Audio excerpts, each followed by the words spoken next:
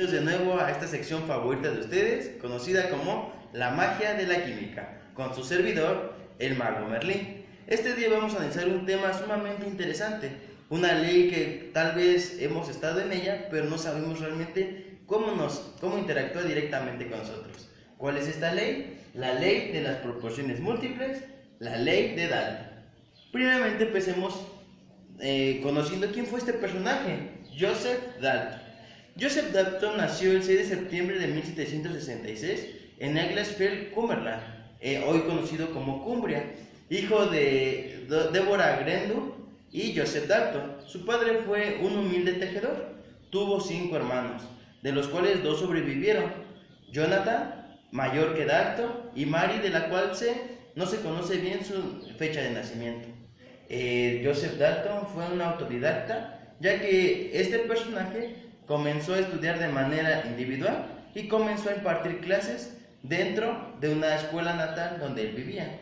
Su contribución más importante a la ciencia fue su teoría que está relacionada con la materia, la cual es que está compuesta por átomos de diferentes masas, que se combinan en proporciones sencillas para formar compuestos.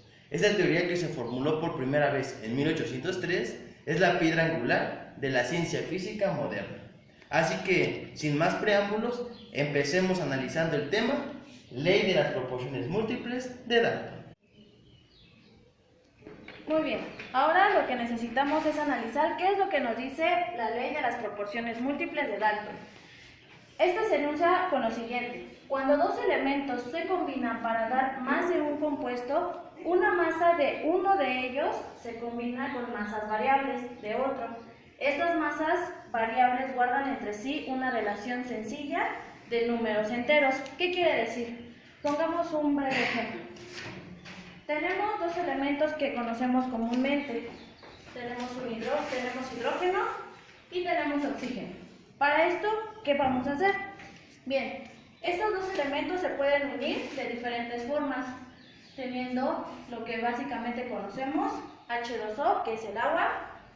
Se puede combinar H2O2, que es nuestro peróxido o agua oxigenada, y se puede combinar H2O3, que sería nuestro trióxido de hidrógeno. Bien, ahora vamos por partes analizando qué nos trató de decir Dalton. Dice que son 2 elementos. Ya tenemos nuestros 2 elementos que van a formar un compuesto. Tenemos nuestro compuesto 1, nuestro compuesto 2 y nuestro compuesto 3. Ahora, una masa de uno de ellos se va a combinar con masas variables, sin embargo se va a tener una masa constante. ¿Cuál va a ser nuestra masa constante? En este caso va a ser nuestro hidrógeno. ¿Por qué nuestro hidrógeno? Porque vemos que en los 3 compuestos se tiene el mismo número de átomos de hidrógeno. Es decir, aquí vamos a tener en la primera que se va a combinar con 2 gramos de hidrógeno. En la segunda nuevamente van a ser 2 gramos de hidrógeno y en la tercera van a ser 2 gramos de hidrógeno. ¿Cuál va a ser nuestra masa constante o más bien masa variable? Va a ser nuestro oxígeno. Vemos que aquí nuestro oxígeno tiene 1, aquí tiene 2 y aquí tiene 3. Es decir, en nuestro primer compuesto se va a combinar con 16 gramos de oxígeno, en el segundo se va a combinar con 32 gramos de oxígeno, y en el tercero se va a combinar con 48 gramos de oxígeno.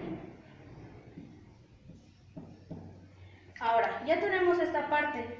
Vamos a ver cuál es la relación de números sencillos enteros. Una relación sencilla de números enteros quiere decir, por ejemplo, si yo tengo 2 tercios, si yo tengo 3 medios, si tengo 1 medio. Muchos aquí pensarán: esto es una fracción, por lo tanto va a tener números fraccionarios o van a ser números decimales. Es correcto, pero aquí dice relación sencilla de números enteros. Este es un número entero, este es otro número entero. Entonces, al ser una fracción, ahí estamos relacionando que es una relación, que es lo único que nos interesa de aquí. Bien, ahora ¿cómo vamos a analizar esta parte? Pues bueno, tenemos nuestros gramos. Aquí vamos a comprobar si se cumple o no la ley de Dalton. Para esto, ¿qué se necesita? Vamos a tomar los gramos de nuestra masa variable y los vamos a dividir entre ellas para ver si sí son una relación o no. Entonces vamos a tener los 16 gramos de nuestro primer compuesto de oxígeno, que se va a dividir entre los 32 gramos de nuestro segundo compuesto. Esto que nos da, si lo reducimos, vamos a tener que es un medio. Y aquí podemos comprobar que sí se cumple la ley, porque esto es un número entero y este es otro número entero. Ahora, vamos a tomar el segundo compuesto con el tercer compuesto. Tenemos 32 gramos entre 48 gramos. Y si lo simplificamos y lo seguimos simplificando, entonces vemos que aquí tenemos otra relación de números enteros. 16 es un número entero, 36 es otro número entero.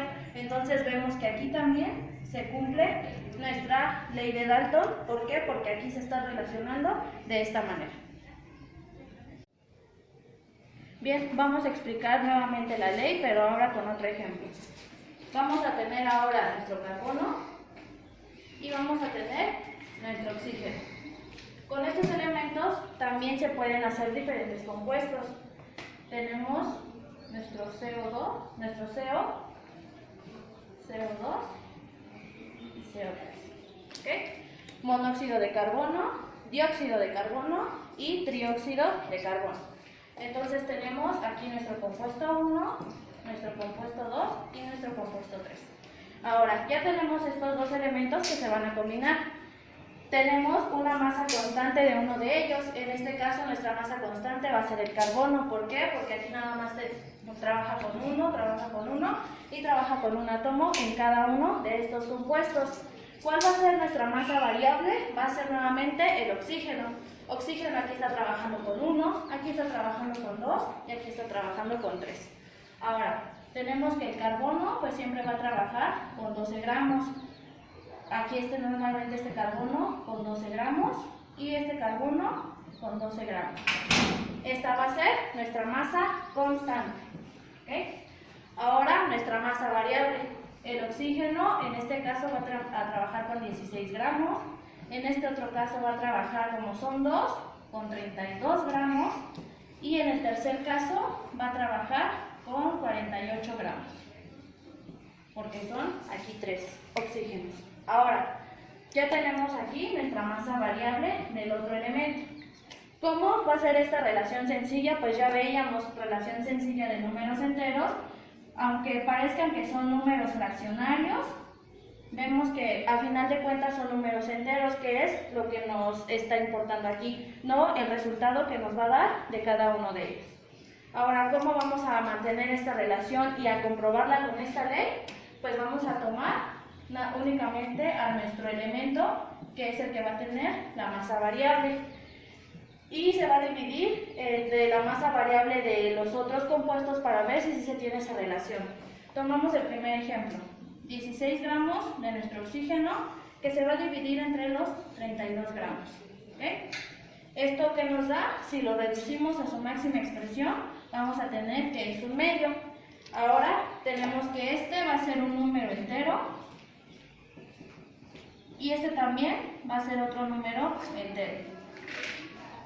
Entonces aquí vemos que sí se va a cumplir nuestra ley de Dalton con estos dos primeros compuestos. Ahora, vamos a tener el que sigue. Tomamos en cuenta 32 gramos de nuestro siguiente compuesto y 48 gramos del que sigue. Si lo reducimos a su máxima expresión, vamos a tener que es un tercio. Vemos que este es un número entero y este es otro número entero. Por lo tanto, nuevamente se cumple nuestra ley de las proporciones múltiples de Dalton.